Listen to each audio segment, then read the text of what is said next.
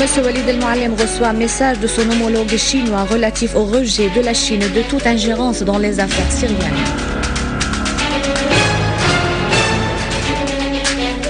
M. Mouallem affirme à Amos l'engagement de la Syrie à coopérer avec l'ONU dans le cadre du respect de la souveraineté de la Syrie.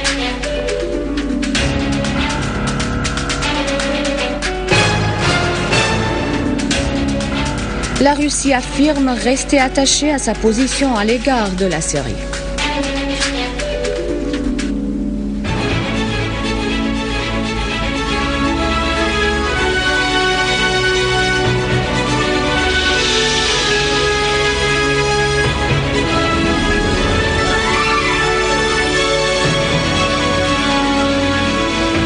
C'était les titres, tout de suite les détails du journal. Bonsoir. Le ministre des Affaires étrangères et des expatriés, Walid El-Mouallem, a reçu aujourd'hui un message écrit de son homologue chinois, Yang Jiechi. Ce message lui a été remis aujourd'hui par M. Hua Xin, envoyé du ministre chinois relatif aux relations d'amitié entre les deux pays et sur la vision de la Chine composée de 6 points dans la perspective de trouver une issue politique à la crise. M. Walid El-Mouallem a exprimé sa haute considération pour les positions stables de la Chine dans les instances internationales et aussi l'accueil favorable par la Syrie de cette vision composée de 6 points. Il a encore affirmé la disposition de la Syrie à coopérer positivement avec elle en tant que voie vers un règlement basé sur l'arrêt de la violence d'où qu'elle vienne, afin de faciliter les efforts des Nations Unies sur le plan humanitaire et aussi la coopération avec l'envoyé du secrétaire général des Nations Unies pour pouvoir inviter toutes les parties au dialogue national global afin d'accélérer le rythme des réformes initiées en Syrie. Pour sa part, l'envoyé chinois a affirmé le refus de son pays de toutes sortes d'ingérences extérieures dans les affaires syriennes. Il a en outre précisé que le peuple syrien est le seul capable de trouver le règlement de la crise, tout en exprimant le rejet de son pays de toutes les tentatives de certains milieux d'exploiter la situation humanitaire pour s'ingérer dans les affaires syriennes. Il a encore mis l'accent sur l'attachement de la Chine au respect de la souveraineté, de l'indépendance et de l'intégrité territoriale de la Syrie ainsi qu'aux objectifs et buts de la Charte des Nations Unies. Le ministre des Affaires étrangères et des expatriés, Walid El-Mouallem, a reçu également ce matin Mme Valérie Amos, adjointe du secrétaire général de l'ONU pour les affaires humanitaires et la délégation qui l'accompagne. Cette rencontre a porté sur l'actuelle situation en Syrie et son impact sur les conditions de vie de citoyens. À cet égard, M. Mouallem a affirmé que la direction syrienne faisait tout son possible pour assurer les produits alimentaires, les services et les prestations médicales à tous les citoyens, et ce malgré les problèmes auxquels fait face cette direction en raison des sanctions injustes imposées à la Syrie par certains États arabes et occidentaux. M. Mouallem a affirmé que ces sanctions influaient directement sur les conditions de vie du peuple syrien. Il a également souligné l'engagement de la Syrie à afficher une pleine coopération avec la délégation de l'ONU dans le cadre du respect de la souveraineté et l'indépendance de la Syrie en coordination avec le ministère des Affaires étrangères et des expatriés.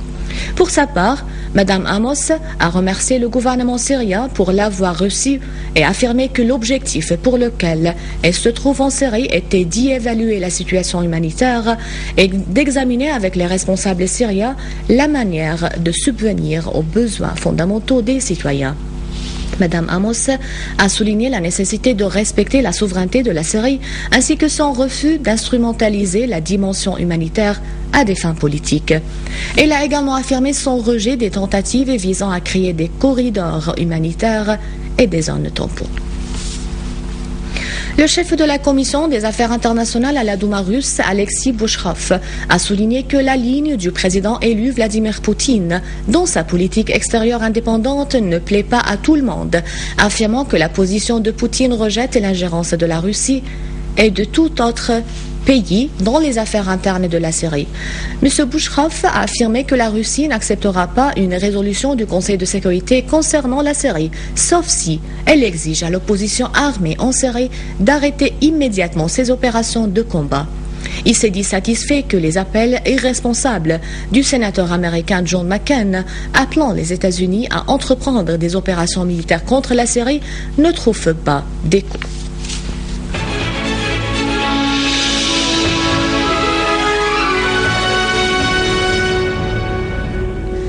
Le terroriste Yasser Fawzi El-Abed a reconnu que lui et son groupe baptisé Détachement de Bouamara avaient assassiné les hommes d'affaires Mahmoud Ramadan et Mahmoud As-Sourani. Il a également reconnu que lui et ses complices avaient incendié, cambriolé et saccagé des biens publics et privés à Alep et sa banlieue.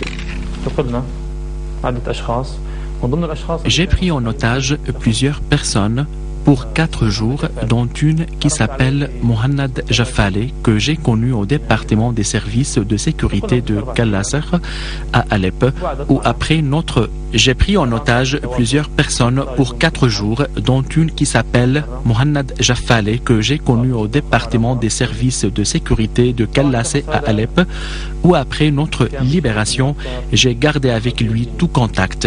Il m'a donc rendu visite dans mon magasin plusieurs fois et notre relation a été plus forte et nous partageons le même idée fondamentaliste, salafiste, en général. J'ai pris en otage plusieurs personnes pour 4 jours, dont une qui s'appelle Mohannad Jaffaleh, que j'ai connue au département des services de sécurité de Kallas à Alep, où après notre libération, j'ai gardé avec lui tout contact. Il m'a donc rendu visite dans mon magasin plusieurs fois et notre relation a été plus forte et nous partagions les mêmes idées fondamentalistes, salafistes en général. Mohannad étaient des personnes qui avaient fait des opérations de djihad, c'est-à-dire tuer au nom de Dieu en Irak, et il m'a dit qu'il était resté 3 mois durant dans la ville de Tikrit au cours de la guerre.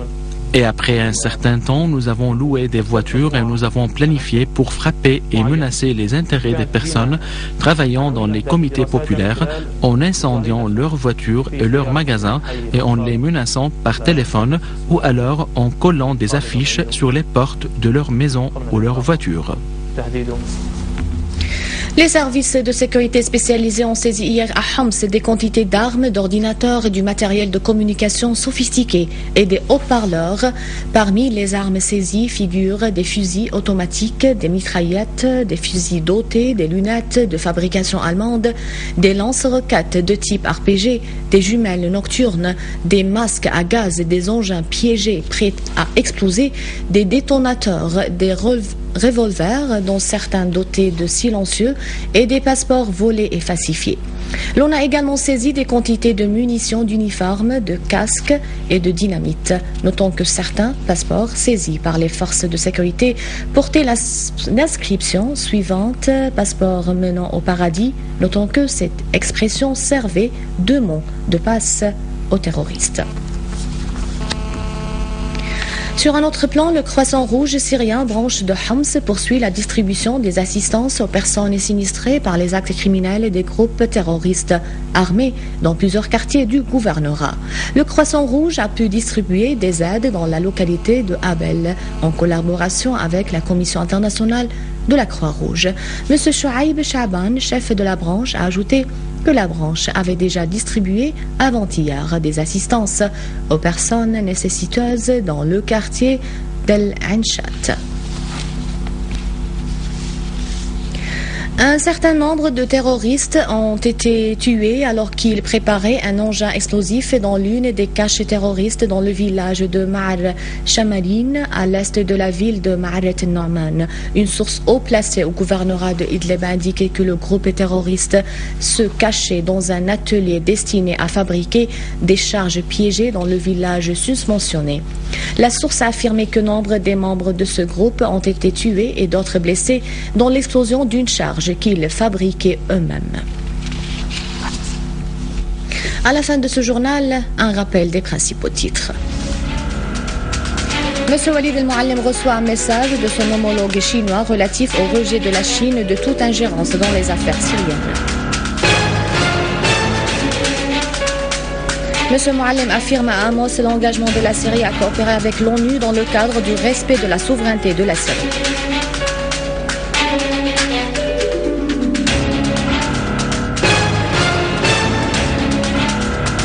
Et la Russie affirme rester attachée à sa position à l'égard de la Syrie. C'était le journal. Merci de l'avoir suivi. Au revoir.